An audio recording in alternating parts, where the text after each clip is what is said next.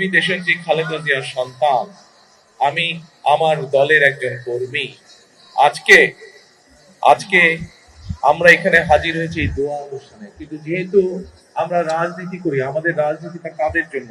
আমাদের রাজনীতিটা হচ্ছে আপনাদের মতন সাধারণ মানুষ যারা আপনারা আছেন, আপনাদের জন্য। কিভাবে আপনাদের অবস্থান, আপনাদের জীবনযাত্রা, আপনাদের জীবন কিভাবে খুব ভালো হতে পারে, সেটাই হচ্ছে আমাদের কাজ, সেটি হচ্ছে আমাদের লক্ষ্য, সেটি হচ্ছে আমাদের উদ্দেশ্য। আমাদের প্রত্যেকেরই আত্মীয় স্বজন, বন্ধু বান্ধব যারা গ্রামে থাকেন, কেউ না কেউ কৃষি কার্যের সাথে জড়িত। আমরা এই কৃষকদেরকে সহযোগিতা করার জন্য আল্লাহ তাআলা যদি আমাদেরকে তৌফিক দেন, আমরা সেই কৃষকদের জন্য কৃষক কার্ড নামে একটি কার্ড দিতে চাই, যার মাধ্যমে তাদের কাছে আমরা কৃষির সুবিধা পৌঁছে চাই। ঠিক যেভাবে ফ্যামিলি কার্ডের মাধ্যমে আমরা পৌঁছে দিতে চাই মা বোনদের কাছে একটি সহযোগিতা।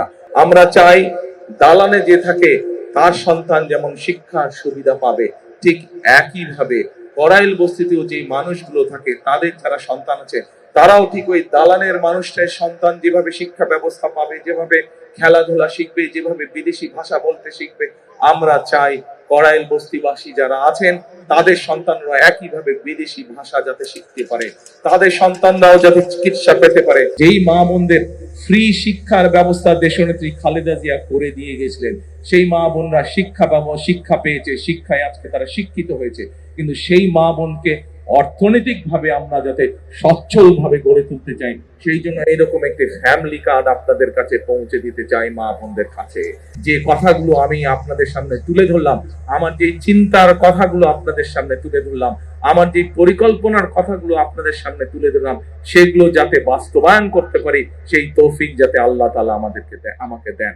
আগে থাকতাম ক্যান্টনমেন্টে, আপনারা কম বেশি সবাই জানেন স্বৈরাচারের সময় কিভাবে যেই বাড়িতে দেশ স্বাধীনের পর থেকে থাকতাম সেই বাড়ি কিভাবে ভেঙে চুরে গুড়িয়ে দিয়ে গেছে। তারপরেও আমি আজও আপনাদেরই এলাকার সন্তান। আজকে আমি বরং আগে থাকতাম ক্যান্টনমেন্টে, এখন এসে উঠেছি আমি গুলশানে, আপনাদের আরো কাছাকাছি, আপনাদের প্রতিবেশী। কাজে আমি আপনাদেরই সন্তান, আমি আপনাদেরই এলাকার সন্তান।